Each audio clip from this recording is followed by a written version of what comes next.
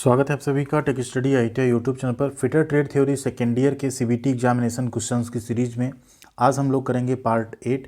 इसके पहले कि अगर आपने 7 पार्ट्स नहीं देखे हैं तो उन्हें आप ज़रूर देखिएगा, सातों क्लास। डिस्क्रिप्शन में आपको पहले नंबर पे fitter trade theory second year का एंड बाकी आपको वर्कशॉप, कैलकुलेशन, एम्प्लॉयबिलिटी स्किल्स और ड्राइंग की प्लेलिस्ट मिल जाएगी।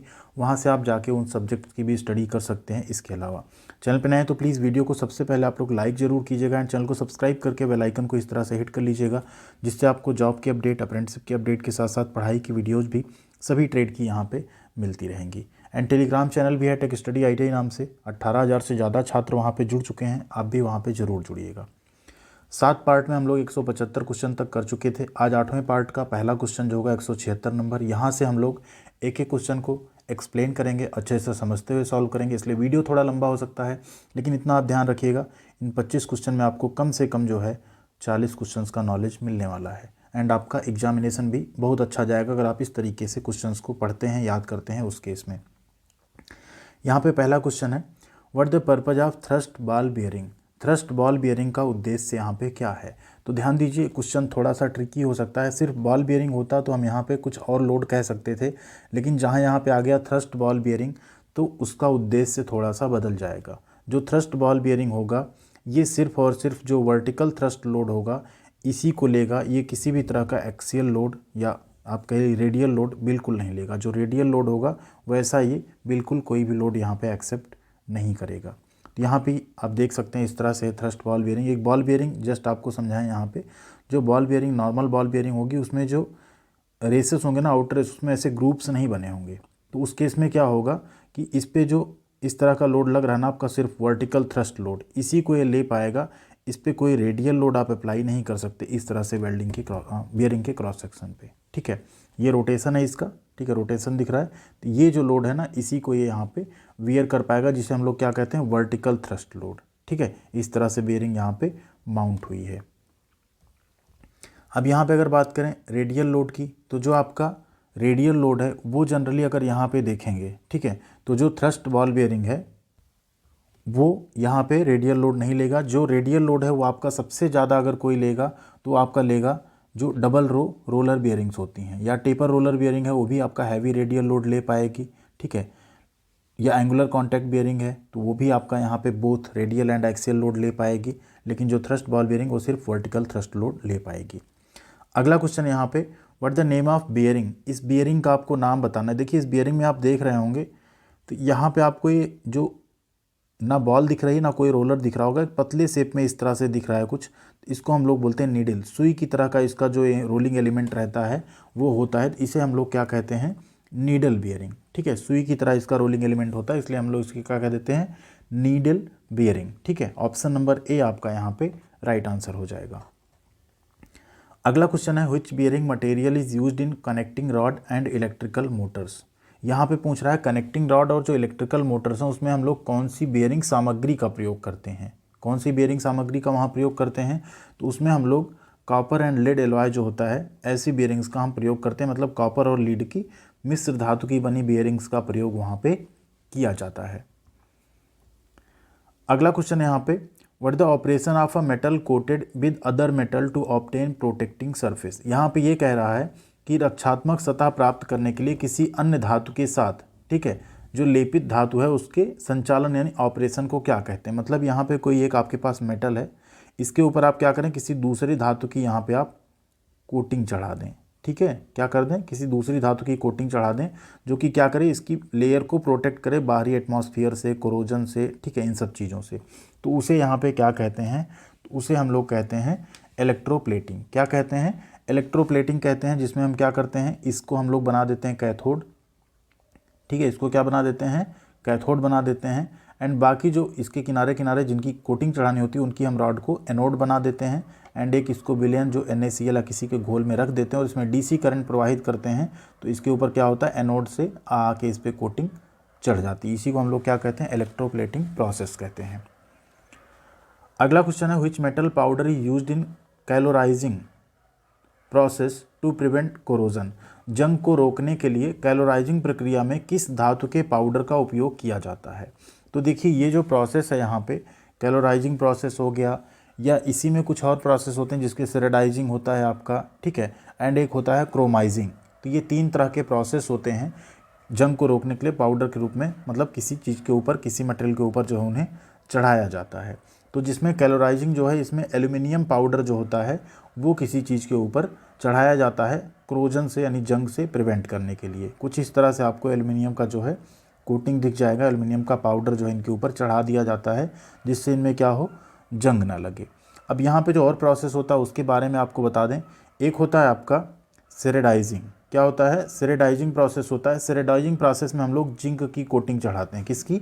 जिंक की। याद रखिएगा, सेरेडाइजिंग में क्या होता है, जिंक आपका जनरली 370 डिग्री सेल्सियस यहाँ पे टेम्परेचर होता है। दूसरा, अगर यहाँ पे इसकी बात करें जो कैलोराइजिंग, जिसमें आप देख रहे हैं एल्यूमिनियम लेयर हम लोग चढ़ा रहे हैं, ये जनरली आपका जो है 850 से 1000 डिग्री सेल्सियस टेम्परेचर तक किया जाता है। अगला एक और प्रोसेस होता है क्रोमाइजिंग, जिसमें हम क्या करते हैं, क्रोमियम की लेयर चढ़ाते हैं। ठीक है, क्रोमियम की एक परत चढ़ा देते हैं किसी के ऊपर, एंड जनरली वो प्रोसेस जो आपका होता है वो आपका यहाँ पे क्रोमियम एंड आपका इसमें साथ में एल्यूमिनियम ऑक्साइड भी रहता है। ठीक है, chromium powder and aluminium oxide, उसको जनरली हम लोग 1300 से 1400 डिग्री सेल्सियस तक टेम्परेचर पे करते हैं इस प्रोसेस को। ठीक है, तो ये 3 चीज़ें आपके यहाँ क्लियर हो गई। अब अगला क्वेश्चन देखिए, उसी से आ गया, what the temperature required to process the chromizing for prevention of corrosion, यानी जंग की रोकथाम के लिए क्रोमाइजिंग प्रक्रिया जो है उसके लिए आवश्यक तापमान क्या है, तो वो आवश्यक तापमान है आपका 1300 से 1400 degree Celsius. 1300 to 1400 degree Celsius आपका यहाँ पे राइट आंसर हो जाएगा।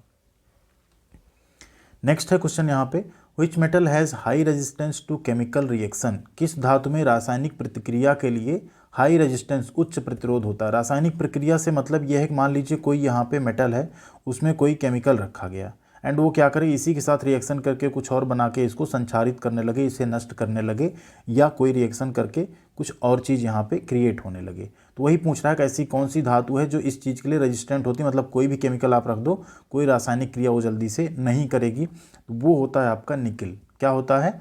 निकिल होता है। इसलिए निकिल का प्रयोग कई सारी चीज़ों में, जो प्रिसाइज इक्विपमेंट्स होते हैं उसमें भी, या ऐसी चीज़ों में जिसमें लेबोरेटरी में उनको यूज़ करना हो, उन सब पे निकिल या क्रोमियम इन सब की कोटिंग चढ़ाई जाती है, और ये थोड़ा कॉस्टली भी होता है आपका।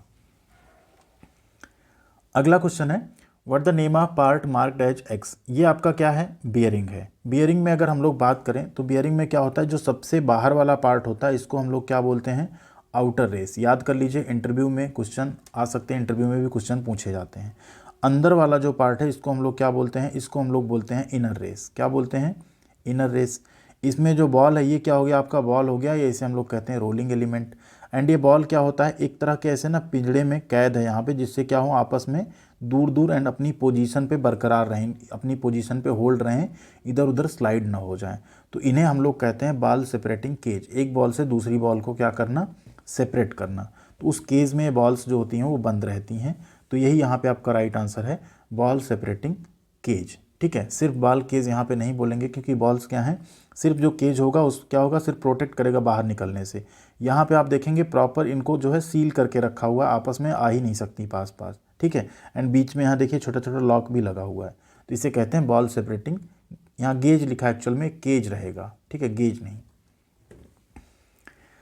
अगला क्वेश्चन है, which bearing material used for light loading and low speed application. Light loading यानी कम लोडिंग और कम गति के एप्लीकेशन के लिए कौन सी बेयरिंग सामग्री का हम लोग प्रयोग करते हैं, तो इस केस में हम लोग प्रयोग करते हैं कास्ट आयरन का। किसका प्रयोग करेंगे? कास्ट आयरन का। Heavy loading and high speed पे हम किसका करते हैं, कैडमियम या एल्यूमिनियम बेस्ड एलॉय का प्रयोग करते हैं। तो यहाँ पे क्या हो गया राइट आंसर, कास्ट आयरन यानी ढलवा लोहे का प्रयोग करेंगे, जहाँ लोडिंग भी कम हो एंड आपका जो आरपीएम है या गति है वो भी कम हो।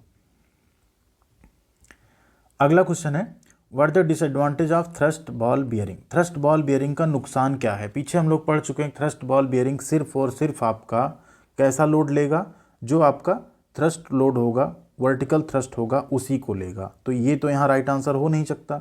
And can not take load on both direction, तो ये सब नहीं। यहाँ पे राइट आंसर है वो रेडियल लोड आपका बिल्कुल नहीं लेगा।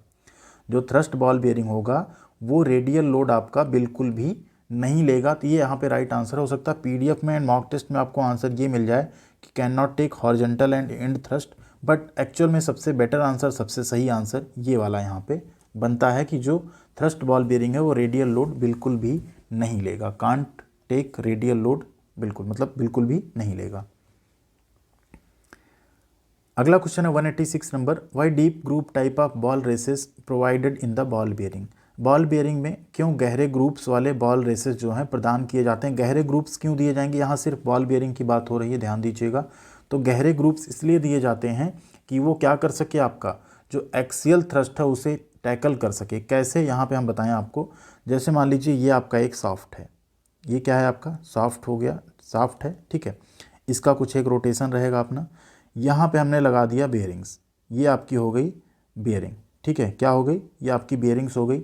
अब इस पे रेडियल लोड तो ऑलरेडी अप्लाइड है, इसके ऊपर कोई ना कोई लोड रहेगा, ठीक है। हब का पुली का कई सारे लोडेड को ये क्या करेगी, टैकल करेगी बेयरिंग, ठीक। लेकिन यहाँ पे एक होगा एक्सियल थ्रस्ट। एक्सियल मतलब होता है जो शाफ्ट की रोटेशन एक्सिस है इसके पैरेलल, इस पे या इसके पैरेलल जो लोड आता है उसको हम लोग बोलते हैं एक्सियल थ्रस्ट, ठीक है। तो अगर मान लीजिए यहाँ पे बॉल्स हैं, इसमें ग्रुप नहीं दिए गए इनर और आउटर रेस में, तो जैसे एक्सियल लोड आएगा हो सकता है बॉल आपकी आ गई बाहर, बियरिंग तो आपका फेल हो गया। तो उसी से बचने के लिए हम क्या कर देते हैं, जो यहाँ पे बॉल्स होती हैं उनको इनर रेस आउटर रेस में ऐसे हल्का हल्का ग्रुप बना के उसमें फिट रखते हैं, जिससे क्या हो वो थ्रस्ट से बाहर ना आ पाए। रेडियल लोड तो ले ही, as well as axial load भी यहाँ पे हैंडल कर सकें। तो राइट आंसर क्या है, विदस्टैंड एक्सियल थ्रस्ट, अक्षीय थ्रस्ट को सहने के लिए उसमें गहरे ग्रुप्स जो हैं प्रदान किए जाते हैं। अगला क्वेश्चन है देखिए, which bearing carry the load parallel to its bearing axis. अभी पीछे ही बात हुई, किस बियरिंग में जो लोडिंग है वो बियरिंग अक्ष के क्या होती है, पैरेलल या समांतर होती है। तो किस में होती है, थ्रस्ट बियरिंग में। थ्रस्ट बियरिंग आपकी कैसी, मान लीजिए इस तरह का आपका यहाँ पे मटेरियल है कोई, इसमें आपकी बियरिंग जो है लगाई गई हैं। तो ये क्या करती हैं, आपका थ्रस्ट लोड ले रही हैं, वर्टिकल थ्रस्ट लोड जो है उसको भी टैकल कर रही हैं। किसके, इसका जो एक्सिस है, शाफ्ट का रोटेशन एक्सिस है, इसके पैरेलल को, ठीक है। तो यहाँ पे राइट आंसर क्या हो गया आपका, थ्रस्ट बियरिंग।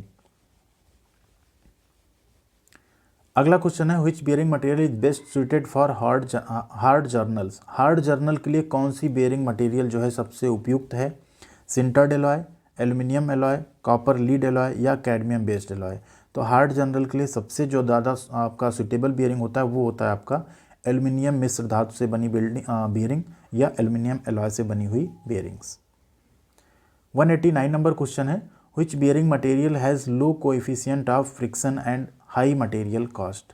किस सामग्री में घर्षण और उच्च सामग्री लागत का कम सहकुशल है। तो इसको हिंदी थोड़ा सा आप यहाँ सहकुशल मत पढ़िए। कोएफिशिएंट मतलब होता है कोएफिशिएंट ऑफ फ्रिक्शन, जो घर्षण गुणांक होता है वो किस सामग्री में क्या है, कम है, लेकिन उसकी कॉस्ट ज़्यादा है, मतलब वो महंगी है एंड उसमें घर्षण जो होता है वो थोड़ा सा लो है, ठीक है। तो यहाँ पे आपका राइट आंसर हो जाता है टेफ्लॉन। जो टेफ्लॉन की बेयरिंग्स होती हैं वो कॉस्टली होती हैं, लेकिन उनका जो फ्रिक्शन होता है वो कम होता है एंड ये सेल्फ लुब्रिकेटेड बियरिंग भी होती हैं, ठीक है। अगला क्वेश्चन है यहाँ पे, which type of bearing used for taking high axial thrust load.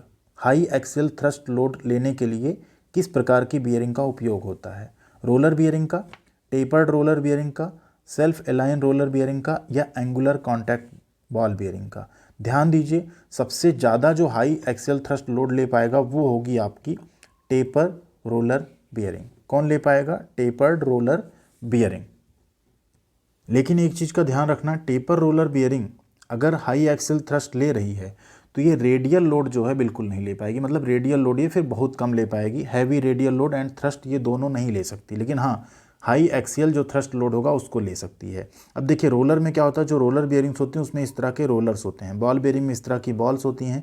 Taper roller bearing में क्या होते हैं, ऐसे टेपर वाले रोलर्स होते हैं। टेपर मतलब एक तरफ का क्रॉस सेक्शन का कम होता है, एक तरफ का क्रॉस सेक्शन ज़्यादा होता है। निडल बियरिंग में ऐसी पतली पतली आपकी निडल्स होती हैं, ठीक है। तो यहाँ पे ये है आपका टेपर रोलर बियरिंग, जो कि क्या कर सकता है, हाई एक्सियल थ्रस्ट ले सकता है, लेकिन तब ये रेडियल लोड जो है उतना ज़्यादा कैरी नहीं कर पाएगा। अगला क्वेश्चन है, what the name of bearing. इस बियरिंग का आपको नाम बताना है। देख के देखिए, बियरिंग देख के आपको लग रहा होगा एक ही पीस में बना हुआ, कास्टिंग में इस तरह से कास्ट करके इसे बनाया गया, कहीं पे भी आपको कोई नट बोल्ट या कोई दो पार्ट जुड़े हुए नहीं दिख रहे होंगे। तो इसे हम लोग कहते हैं सॉलिड बियरिंग। क्या कहते हैं, सॉलिड बियरिंग।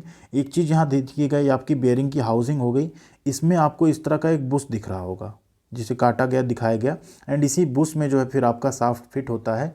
इसके लिए रीज़न क्या है यहाँ पे, एंड यहाँ पे आपका एक लुब्रिकेटिंग होल बना होता है जिससे आप लुब्रिकेशन ग्रीस वगैरह यहाँ पे डाल सकते हैं। ये बुश लगाने का पर्पज़ ये होता है चलते चलते अगर ये घिसेगा, सबसे पहले क्या घिसेगा, आपका बुश घिसेगा, तो आप बुश को रिप्लेस कर सकते हैं जिससे आपकी हाउसिंग क्या होगी, सेफ़ रहेगी। अगर हाउसिंग में इनबिल्ट रहता है तो पूरी हाउसिंग आपको बदलनी पड़ती, जो कि कॉस्टली पड़ता। तो इसे हम लोग क्या कहते हैं, सॉलिड बियरिंग कहते हैं, जिसमें बुश भी लगा हुआ है। अगला क्वेश्चन है what the name of this bearing. इस बियरिंग का आपको नाम बताना है, क्या है, तो ये है आपकी यहाँ पे थ्रस्ट बियरिंग। एक्चुअल में एक फुट स्टेप बियरिंग का प्रकार है, आप इसको कह सकते हैं, लेकिन क्योंकि वो ऑप्शन तो यहाँ पे है नहीं, वो भी एक टाइप का थ्रस्ट बियरिंग ही होता है, ठीक है, जो यहाँ पे थ्रस्ट लोड जो है ले सकता है। कैसा थ्रस्ट, इस तरह का थ्रस्ट लोड ले पाएगा, लेकिन किसी भी तरह का, ठीक, वर्टिकल थ्रस्ट ले पाएगा, बट इसमें कोई भी रेडियल लोड आप इस पर जो है अप्लाई नहीं कर सकते हैं, ठीक है। तो ये क्या हो गया आपका थ्रस्ट बियरिंग या फुट स्टेप बियरिंग का एक टाइप है ये।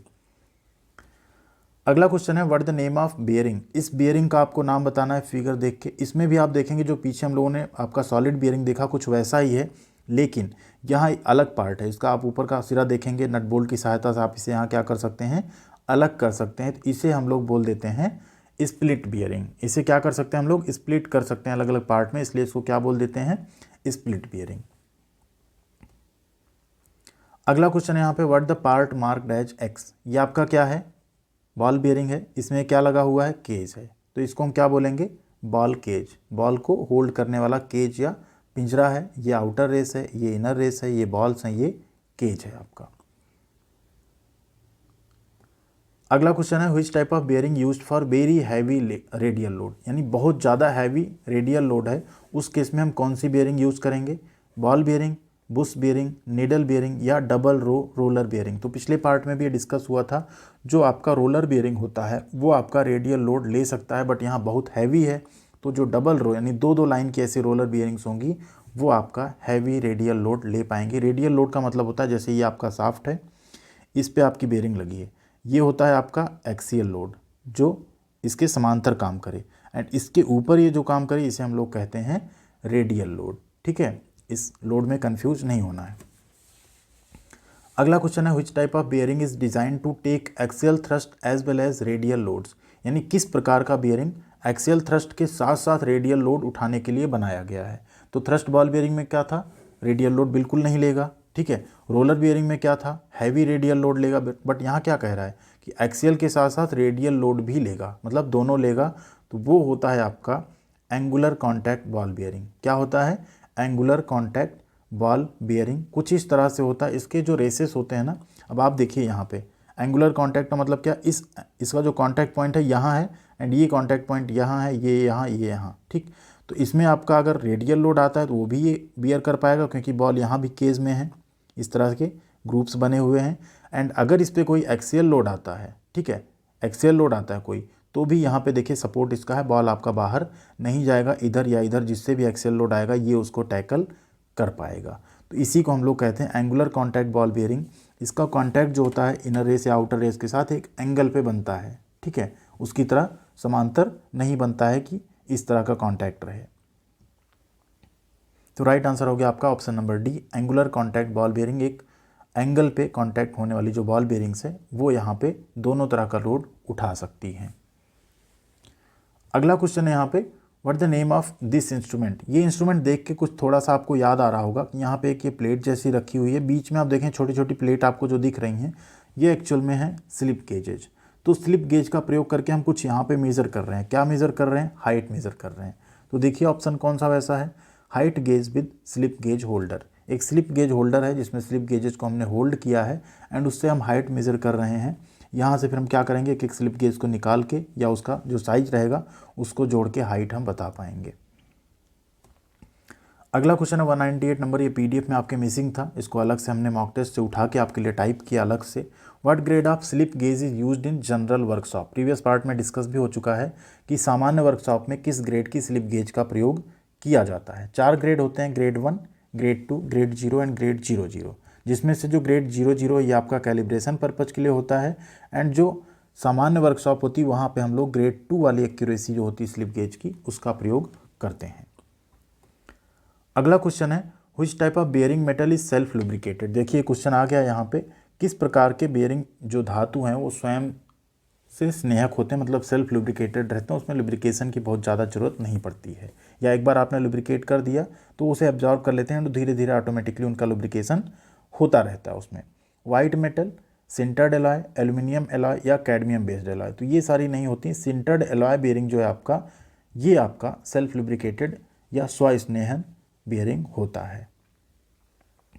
क्वेश्चन नंबर 200 है, which bearing is used in the limited space. सीमित जगहों में हम किस बियरिंग का उपयोग करेंगे? तो देखिए सीमित जगह मतलब क्या है, कन्फाइंड स्पेस है, लिमिटेड स्पेस है, तो वहाँ पे हमें कुछ छोटी पतली बियरिंग्स यूज़ करनी होंगी, तो वहाँ पे हम यूज़ करते हैं नीडल बियरिंग का। जनरली जो छोटे छोटे कंपोनेंट्स होते हैं उन सब में नीडल बियरिंग का यूज होता है। एंड सबसे बड़ी बात, इसका जो ऑपरेशन वो भी नॉइजलेस ऑपरेशन टाइप का होता है, इसमें बहुत आवाज़ भी नहीं होती है। ठीक है, तो नीडल बियरिंग आपका यहाँ पे राइट आंसर हो जाएगा।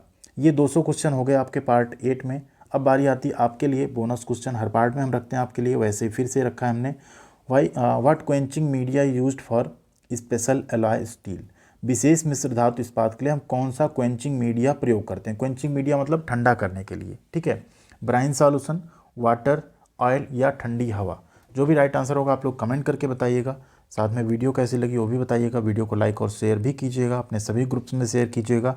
एंड चैनल पर नए हैं प्लीज़ सब्सक्राइब किए बिना मत जाइएगा। थैंक यू वेरी मच, ख्याल रखिएगा अपना, मिलते हैं अगली अपडेट्स के साथ।